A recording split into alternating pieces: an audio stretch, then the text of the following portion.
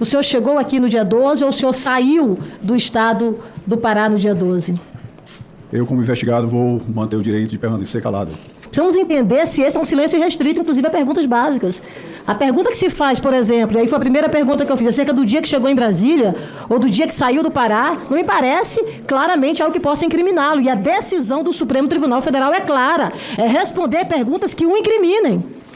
Aliás, é bom lembrarmos que aqui, nesta casa, no Senado Federal, nós tivemos uma CPI da pandemia, na qual a senadora Soraya e todos os colegas senadores, nós participamos, e claramente os depoentes que vieram aqui, assegurados, aliás, com HC, pelo Supremo Tribunal Federal, com deferimento, eles vieram, não deixaram de responder aquilo que era elementar. Eu também, como advogado, sei perfeitamente quais são os direitos de cada um. Então, infelizmente, como eu já disse, é decepcionante para todos nós, muito embora a materialidade de tudo que aconteceu aqui já foi sobejamente exposta pelos policiais. Eu, da minha parte, não há nenhuma dificuldade de ficar aqui para ouvir a fala de cada um dos senhores parlamentares. Posso passar a palavra a cada um dos senhores sem nenhum problema e ficaria aqui para ouvir a todos. Mas quanto à questão do direito de ficar calado, isso infelizmente nós não podemos fazer nada. Andamento dos trabalhos. Veja, antes... Chegou um fato novo aqui, extremamente relevante. Eu peço à advogada do depoente que ouça. É um despacho que foi dado no HC 204, que a advocacia me traz, com a seguinte fala, e eu pretendo acompanhá-la. Exposite e firme nos concedentes desta corte. Isso aqui é um habeas corpus que foi impetrado perante o Supremo Tribunal Federal, solicitando que o direito de um depoente ficar calado. A resposta é: exposite e firme nos precedentes desta corte, concedo em parte, a liminar pretendida, a fim de que o seu depoimento perante a CPI da pandemia e exclusivamente em relação aos fatos que o incriminem.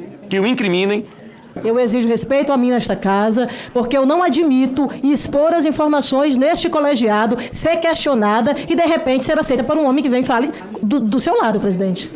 Por favor. Como? A colocação que Vossa Excelência acabou de ler foi a que eu coloquei anteriormente. Nós temos decisões que já foram tomadas nesta casa referente à CPI da pandemia. Aliás, a decisão que Vossa Excelência acaba de ler, assessorado pela advocacia da casa, foi a que eu coloquei referente ao ISAD que foi ouvido nesta comissão. Veja só. Então eu gostaria minimamente de ter o respeito. Vossa Excelência tem todo o respeito. Nós, mulheres, a gente acaba enfrentando no dia a dia uma série de embates, né? Dentro da representação política, isso ainda é mais forte, isso ainda é mais presente. As mulheres brasileiras, elas precisam, primeiramente, lutar para ocupar os seus espaços de poder. A gente hoje está numa média de 17% apenas de participação, e, ao mesmo tempo, depois de ocupar o espaço, a gente precisa ter muita força e muita garra para a reafirmação, né, nesses espaços, sob pena de ser atropelado diariamente, né? Todas as avaliações apontam claramente que as mulheres, elas são mais interrompidas do que os homens, né?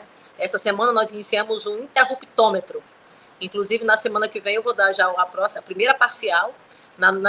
No primeiro dia, a gente começou, na verdade, ontem, né, com essa avaliação, e a gente percebe, a deputada Jandira e outras colegas deputadas, e é bom lembrar, da base e da oposição, elas acabam realmente sendo muito interrompidas, então você acaba sofrendo isso de forma diária. Então, é interrupção, às vezes rechaça, por exemplo, a posição feminina, né? Então, infelizmente, isso é um problema. Posso te dar um exemplo muito claro. Nós tivemos, por exemplo, na semana passada, quando um dos depoentes falou que não falaria, aliás, foi até o que é condenado por terrorismo, não é, por uma atitude extremamente drástica, que foi o George Washington, eu fiz uma intervenção para que a presidência recorresse à Advocacia Geral do Senado Federal para trazer, não é, à mesa dos trabalhos uma decisão, a jurisprudência, até referente à CPI da pandemia, aonde não haveria, por exemplo, o silêncio irrestrito. A pessoa poderia não falar para alguns pontos, mas para outros, na verdade, deveria falar. Então, é uma decisão já proferida e que deveria, na verdade, ser aplicada. Eu pedi naquele momento para que buscasse, acabou que a presidência não acatou o meu pedido. Imediatamente vem um homem, que era o advogado da casa, fala do ouvido dele, não passou 30 segundos, 40 segundos, ele imediatamente voltou atrás, admitiu a decisão, a jurisprudência e colocou em prática, né? Eu não sei se você lembra disso, mas eu fiquei ali muito indignada, né? Registrei aquilo e fiz questão de registrar. Quer dizer, a informação que eu trouxe era exatamente a mesma informação que um colega homem trouxe, mas a informação vinda pelo colega homem foi admitida, não a minha, vinda por uma mulher. Então, infelizmente, esse é um retrato. Às vezes as pessoas dizem, não, eu não tenho preconceito e tal, mas, infelizmente, esse é um problema que está muito presente, né? Às vezes as pessoas, elas tentam, na verdade, criar uma imagem, com um discurso, mas na prática, infelizmente, isso está muito longe. Então, eu sinto isso, já sinto isso historicamente ao longo da minha vida, né? E, é claro, agora, como relatora da CPMI, isso também está muito, muito mais presente, está muito mais intenso. Mas eu estou absolutamente focada, né, naquilo que eu sei que eu preciso fazer, que é o meu trabalho como relatora, e vamos continuar. Eu acho que só está começando, a gente tem uma longa caminhada ainda pela frente, vários depoimentos ainda ocorrerão, e naturalmente com o apoio de todas as mulheres brasileiras e também dos homens, a exemplo do Marcelo e de tantos outros homens que apoiam e respeitam a posição feminina, eu tenho plena convicção que a gente vai avançar e vamos ter um grande resultado, se Deus quiser.